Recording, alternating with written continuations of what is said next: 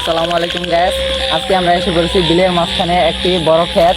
এই ক্ষেতের মালিকটি মারা গেছে। তো এই মালিকটি নাকি ভূতেরা অনেক অত্যাচার করে। কালো একটা ছায়ার মতো জিনিস এদিক দিয়ে যায়।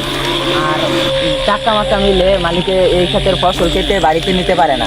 তো আজকে আমরা এটাই দেখতে এসেছি। চলেন ওদিকে আগাই। বাড়ি পাবে তার মুখে কথাটা আছে নাকি পাহাড় দিয়ে ভয়ঙ্কর কিছু আছে।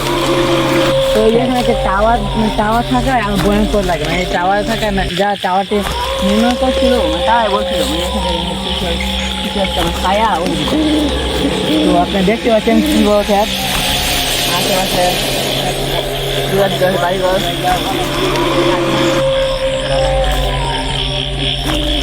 তো গাছ এই খেজুর গাছটার জন্য এই খেজুর গাছটা অনেক ভয়ঙ্কর একটি গাছ। ওই ছায়াটা নাকি শুনেছি এই গাছ থেকেই নামে থাকে। তো ছায়াটা গাছ থেকে নেমে তারপর এখান দিয়ে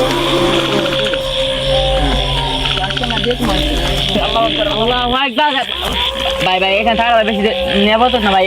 এই সেই মূর্তি যেটার জন্য এই খেতে ভাগিদার এখানে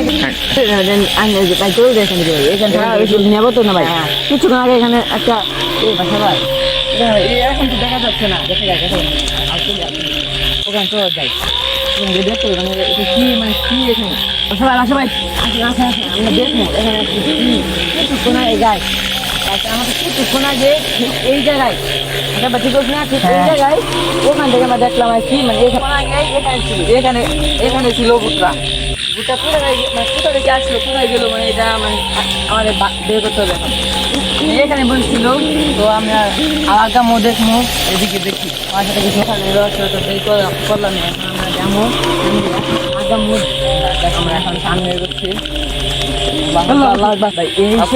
এই সেই ভুট্টা যা কিছুক্ষণ আগে ওখানে ছিল, ওখানে কিন্তু এখন